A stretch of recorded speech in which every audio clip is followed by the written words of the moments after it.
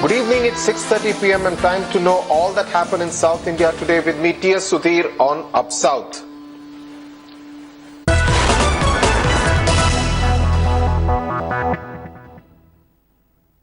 Bengaluru crime branch has actually arrested two Indian Mujahideen operatives and explosives have been seized from them from Bhatkal in coastal Karnataka. Of course, no links yet made to the church blast which took place on the 28th of December last year, but top police sources have told Headlines today that they have arrested these two operatives and are now interrogating them to know more about what their plan of action was. Let's go across to Rohini Swamy, who has been talking to senior police officers there in Bengaluru. Rohini, what are the details that you're picking up? As of now, what they have said is based on the intelligence inputs that they have got and also the explosives that is with them.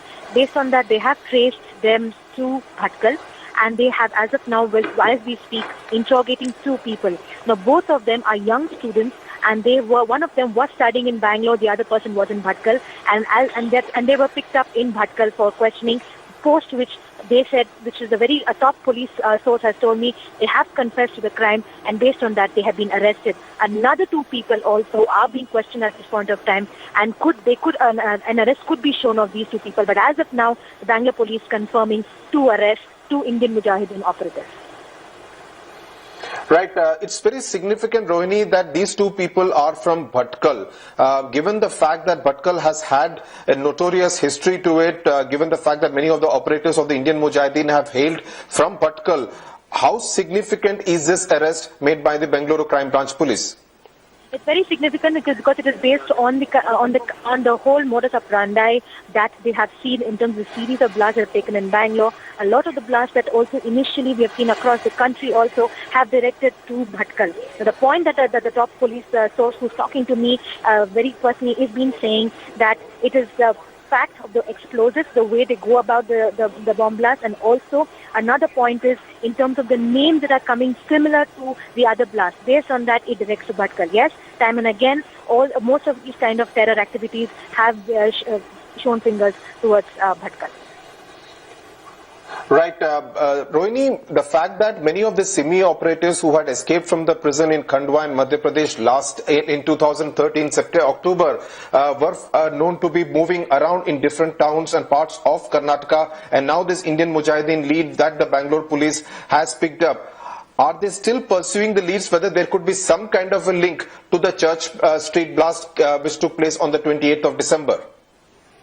Well, when I've been asking them, they've been saying they have not stopped their investigation with the other possible involvement of other organizations such as SIMI and specifically they are looking at possibly even there are some kind of organization that could have come out of SIMI whose hand could have been a church street blast. But yes, they're saying that based on the kind of information that they've been receiving, based on the kind of evidence they have got on the ground, as well as based on the interrogation and confession statements that they have received of these two IM operators who have been arrested just now, they are continuing the investigations and they are in close contact with NIA on this. Right. Right, Rohini Swamy will continue to track this development very, very closely. In fact, the Bangalore Police Commissioner M.N. Reddy is to address the media shortly in Bengaluru. We will get details from that press conference for you as they come in.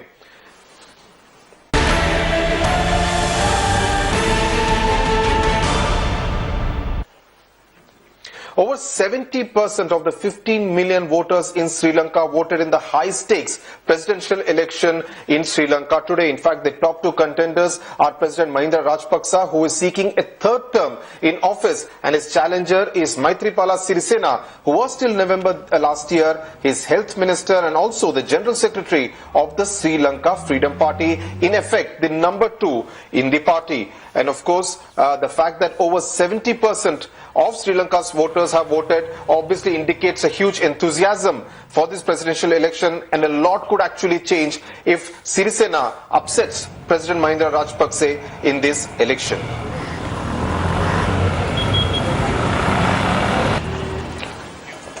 And of course, for India, the outcome of this election is going to be extremely significant, given the fact that China and USA are also making inroads into this extremely important region, important for India from geopolitical reasons. But apart from Prime Minister Narendra Modi, who was also visible in this election in terms of text messages, there was also actor Salman Khan, who created quite a splash by campaigning for President Mahinda Rajapaksa.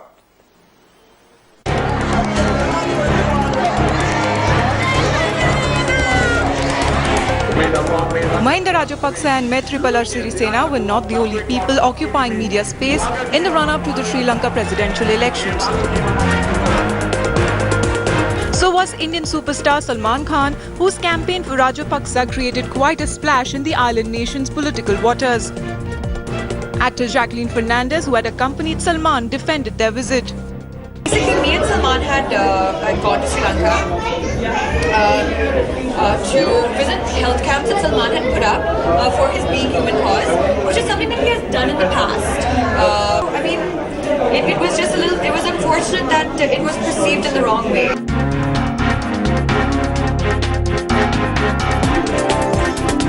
In Tamil Nadu, the election is being watched with concern because they say there is little to choose between President Rajapaksa and Sirisena, who was number 2 in his party in government till November.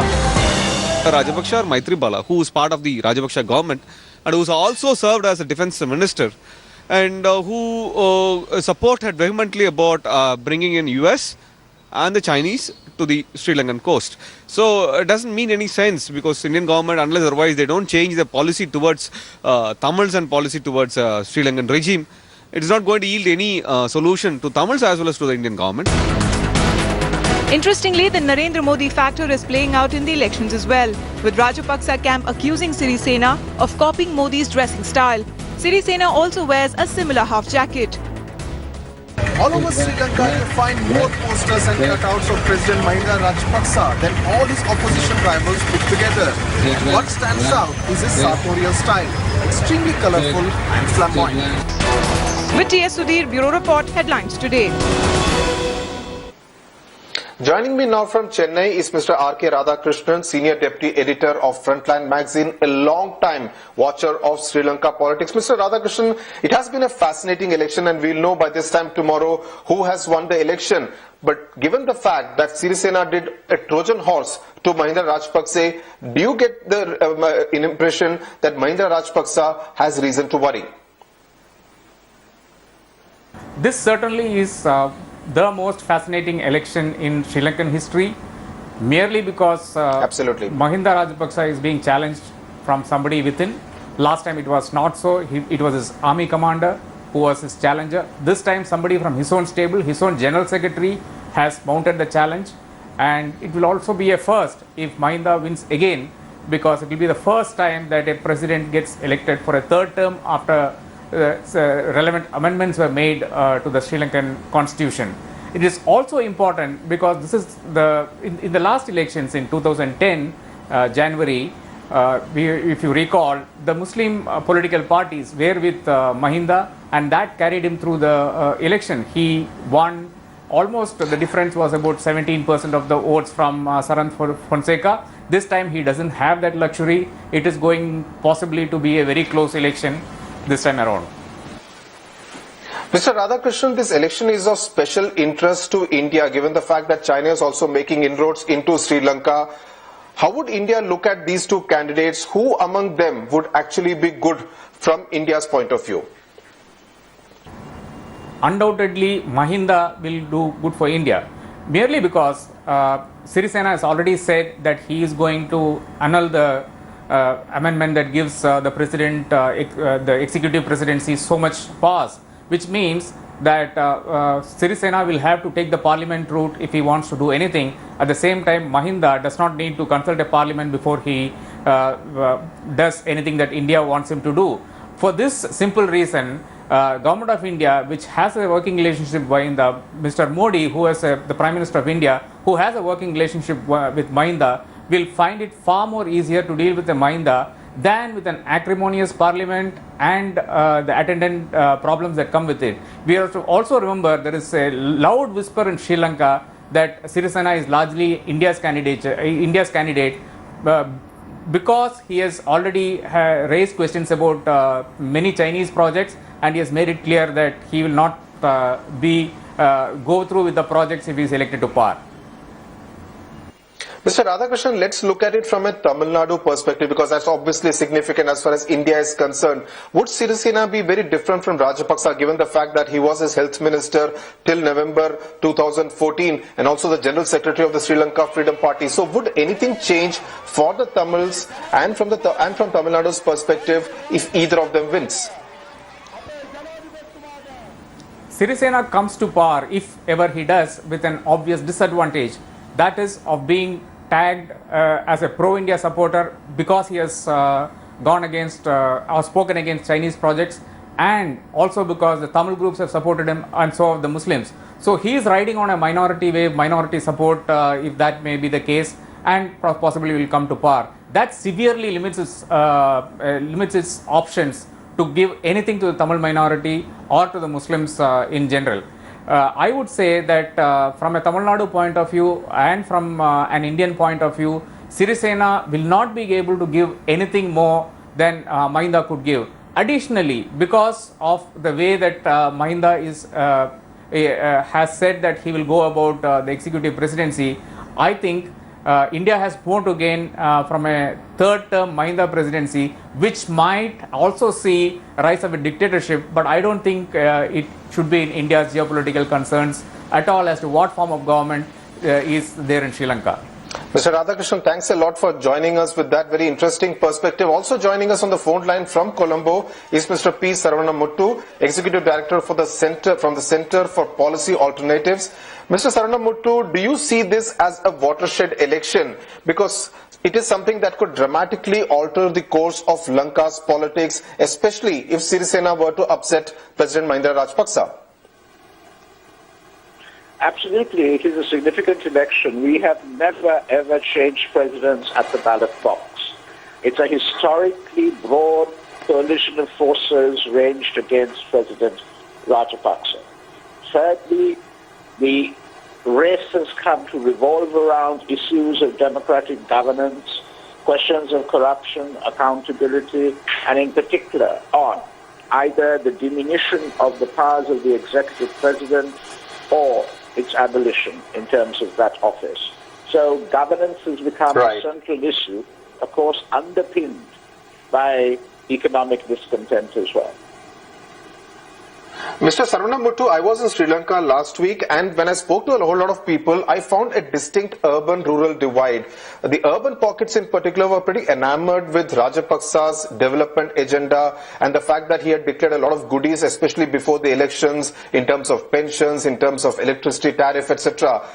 Is there a risk of all this going away should Sirisena get elected as the next president of Sri Lanka, because he also heads a very unwieldy opposition alliance? No, I don't think there's a risk of it going away. I mean, Sirisena has said that there is going to be a 100-day program, and the focus in that 100 days is going to be, in particular, upon constitutional reform and the office of the executive presidency. You know, after that, the coalition may well break up, and the parties may go their separate ways and contest each other in a general election. But what holds them together is their common perception an acknowledgement of the huge governance deficit that we have in the country and the need to do something about it immediately. You need to get rid of the Rajapaksas, is the argument that they make, and the kind of constitutional office which facilitates their autocracy. Right. Mr. Saravanamuttu, can you give us an idea to our Indian viewers by what time will we know who the next president of Sri Lanka is tomorrow? All things being equal, we should know by lunchtime, early afternoon tomorrow. Right, Mr. Saravanamuttu, we will be looking at those results with a lot of anticipation and excitement. Of course, it has implications not just for Sri Lanka, but also for this entire region. Thanks a lot for joining us with that perspective from Colombo. Now, does the Karnataka government's education department take its job seriously? Because despite money being allocated to ensure that safety guidelines are put in place, most of the government and aided schools do not have any security measures in place, like the one where the case of a molestation of an 8-year-old student was reported in Bengaluru yesterday. Pratibha Raman has his report.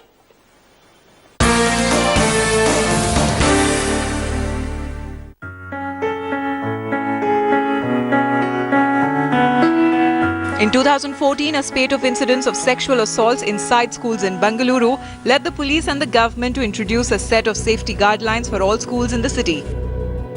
Despite a sum of 5 crore rupees pledged by the government for the 2,000-odd government and aided institutions, it now emerges where the school where the latest incident of an 8-year-old student was molested did not even have a single CCTV camera. Further inquiry, I think we have to send somebody else and conduct inquiry. Partly, I think they have done it, but CCTV camera, which they were supposed to do it, they have not done in this regard. So I'm waiting for the detailed report from the BO and DDPI, and then further action against the school management will be taken against them.